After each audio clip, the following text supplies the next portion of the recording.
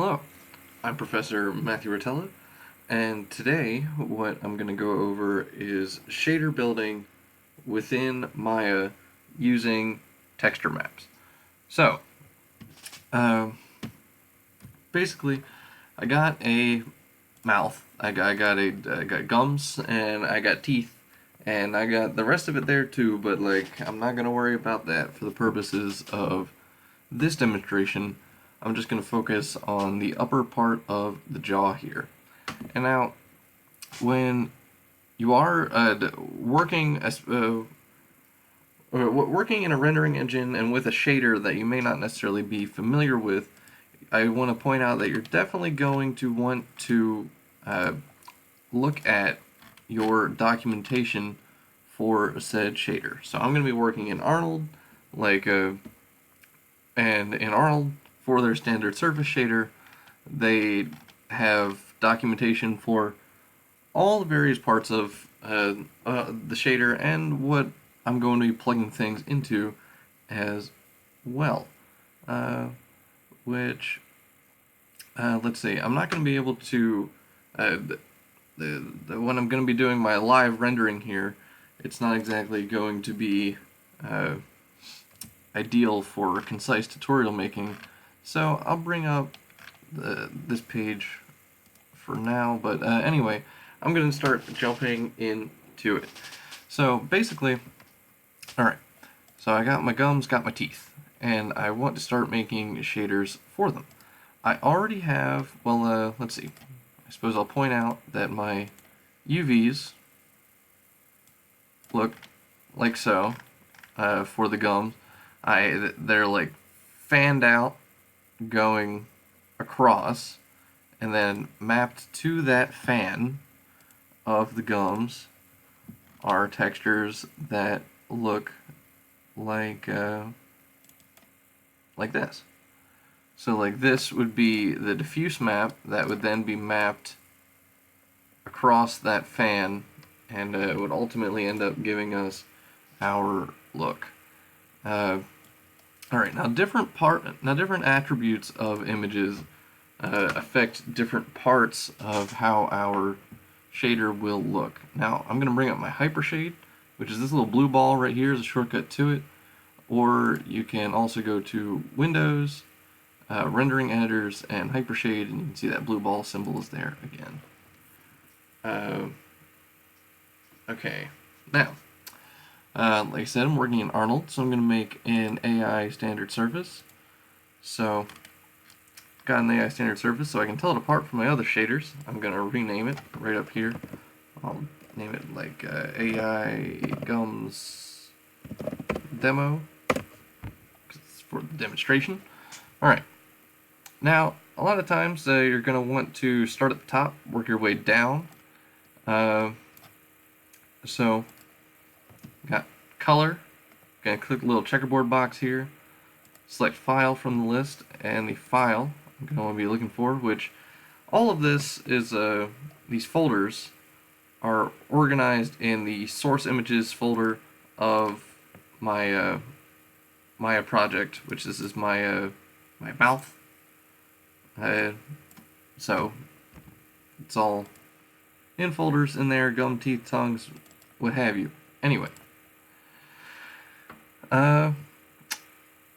putting this into my base color, which would be my diffuse channel, so I'm gonna go ahead and just select my diffuse here, open, and I'll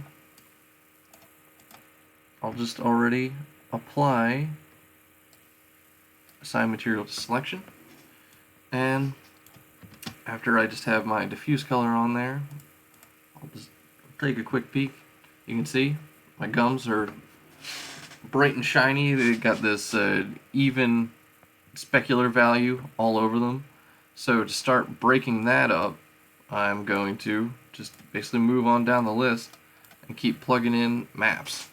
So next up, I've got my specular map. Basically, only things that are metallic surfaces usually have a specular color, which helps let me know that this specular map, which if I go, well, gums, SPE, the specular map should likely go into my specular weight. Now, specular weight basically acts like a specular weight basically acts, or in this case, my specular channel, like with this image, it is monochromatic, which you would want monochromatic specular colors in anything that is non-metallic. But weight, the way it functions is sort of just like an opacity slider on my shader. So for example, if I were to bring up my render again, hit run IPR, and I were to start toying with my specular weight, if I just move the slider all the way down, my specular highlight disappears, and if I move it all the way back up, it returns.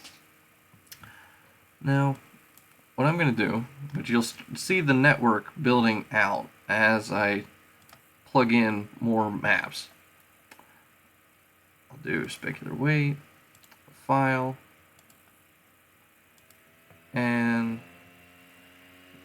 now I'll plug in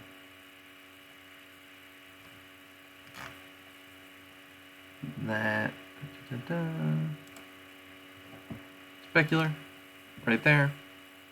And now you'll notice that it is the same in this case. The reason for that being that you'll see it connected my out alpha to my specular, which when you're talking about specular weight, it is an alpha channel that determines how this map will react. An alpha of 1 would effectively have the map, an alpha of 1 would give you full specular in that area of the map, and if you have an alpha of 0 in a different area of the map, then which would be a transparent part of it, you would have no specular showing up there. But in this case, I have a JPEG, so that means my entire alpha will be 1. So what I'm going to want to do instead is I can actually plug in just a singular channel of my out color, and it will have the same effect of breaking up my specular, whereas another fix for it could be to instead this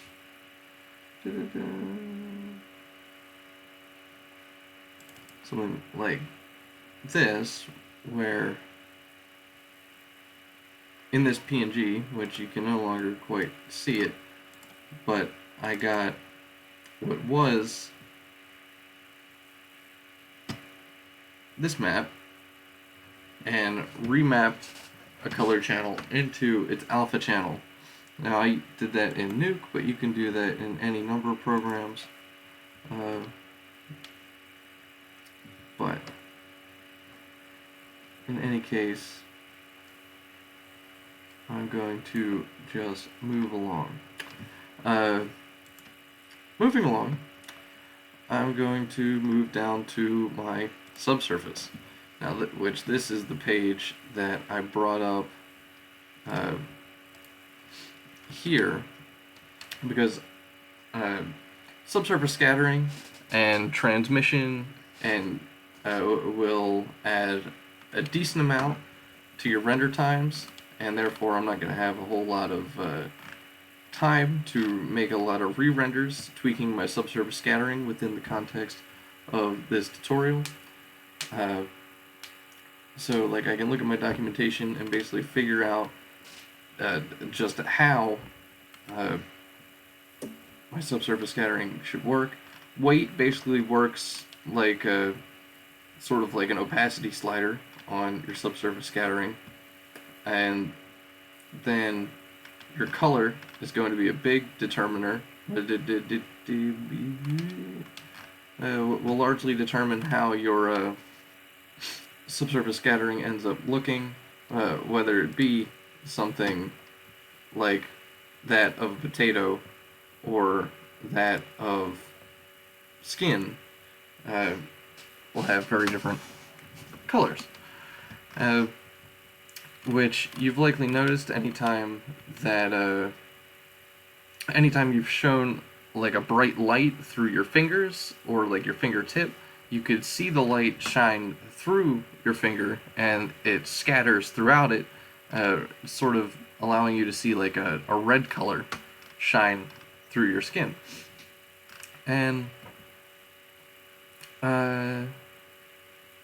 yeah, and then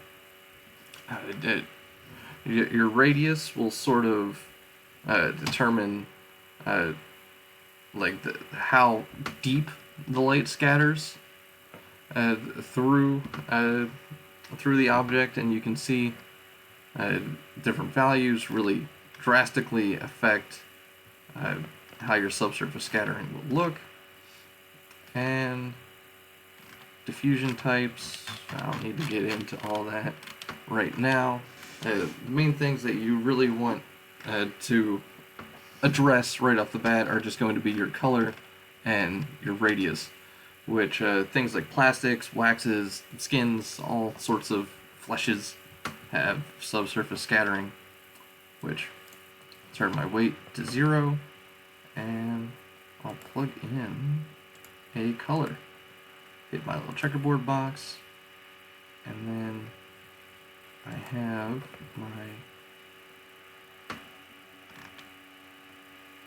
subsurface scattering color map, so that I can have the color of my skin and the veins shine through over top of my gums. And right off the bat, this is going to give me a lot more noise in my preview render, which is why I might just turn my weight back down to 0 for a hot sec until I address the top coat. Now, with things like cars and car paint, this could be addressing like a coat of wax or some such, but in the case of gums, I'm going to use it to sort of address like a coating of saliva. So what I'm going to do here, file, and then the file I'm going to insert for my top coat is going to be this reflection one I brought up earlier, but instead of my out alpha, what I'll have is my red channel to help define that coat.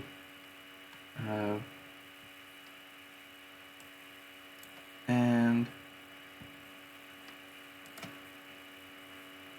I also have an overcoat color, which will add another layer of detail to my gums. And that map I'll bring up in just a second, but I have my overcoat color, which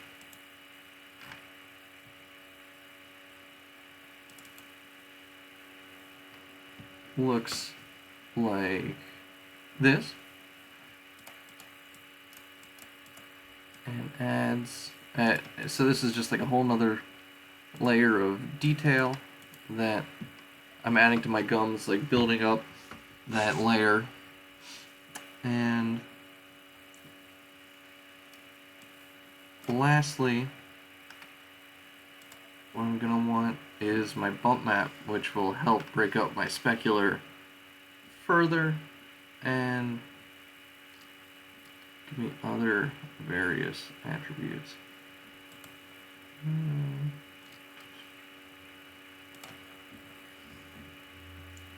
Which, yeah, okay, here we go. And lastly, my bump map, like I said, which is found under the geometry section. Get my bump mapping, file, click on my file node down here. Then I got gums bump right here, which by default, a bump value of 1 is usually like way too much. I'm going to turn it down to like 0.3. And this might still be a touch much. I'll say 0.1, just to get some breakup on the surface, and we start to get more of that specular breakup like we're looking for. And alright. And lastly, I could bring my subsurface scattering back by cranking that slider, but for the sake of my render times, I might wait to do that until I've done a similar setup for the teeth. So clear this out of my graph editor for now. I'll get rid of all that, which I can do just by doing that, which doesn't delete the shader, it just deletes it, well, it just clears this workspace out.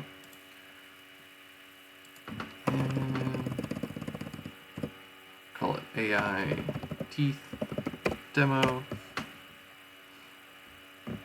And now I'll start working through it the same way, basically. Color, file, go into here, go back, teeth. I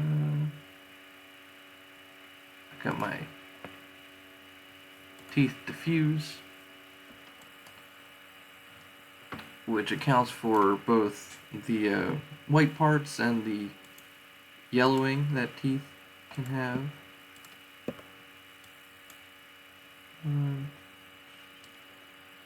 Assign material selection. I'm getting more of that staining, which, alright, now we're going to keep working through. If I look in here, yeah, I got my specular mapping, my top coats, and my subsurface scattering and an overcoat. Here. I'm not going to go too crazy with everything. Now for this one,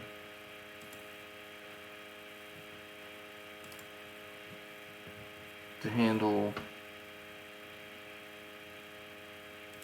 my specular weight, like here I have a map that was remapped in my subsurface. Go in here, got my subsurface color.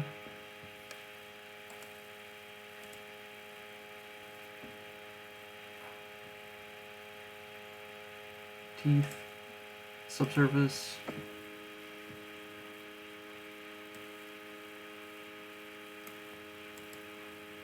Which will end up, which this looks like I definitely should tweak. I can tweak my radius because, and I can tweak my weight. Looks like I can also tweak the brightness of this.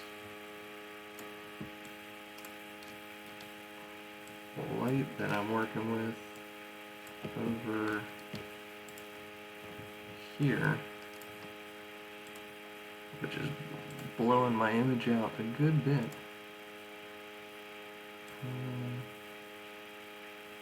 I'll even decrease it by like half.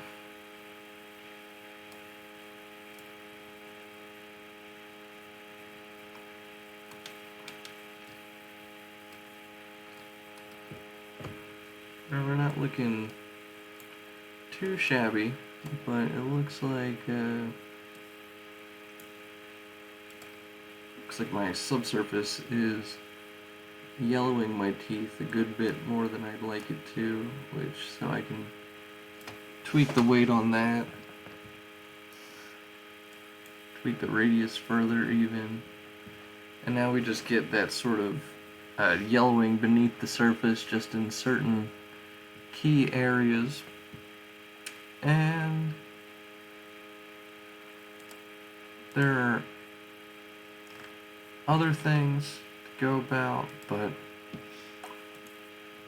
think I'm gonna just put on my bump map next so that we get those ridges in the teeth like your teeth have. Bump, JPEG. Gonna want to turn my bump depth down for sure, so we get some subtle ridges. We don't need to have crazy teeth. Those definitely still look like crazy teeth. Yeah, that was a bit too far. No, that looks good. That looks subtle enough. Okay. Okay, lastly, let's just throw our... if I can... this graph network again.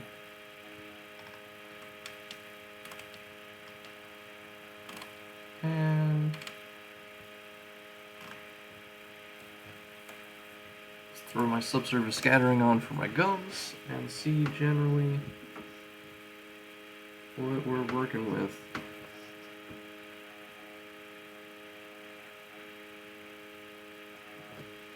Now we have all those layers of color and detail that can help us achieve a more photorealistic look, which my samples are going to be a little bit on the low side for getting a high fidelity render right now, but that's basically, here we go.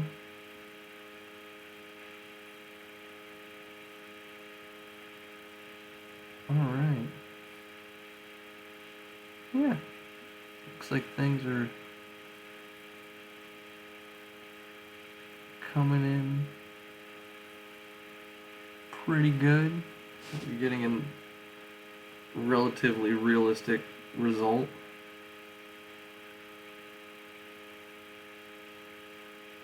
And it's really all in the layering of everything. It really helps your shaders come together. Which generally, with most maps, depending on what attribute you're talking about, your shaders are either going to work off of, well, with things like your base color, of course, they're just going relatively straightforward, just whatever color is in your image, it will apply that to the surface of your object. But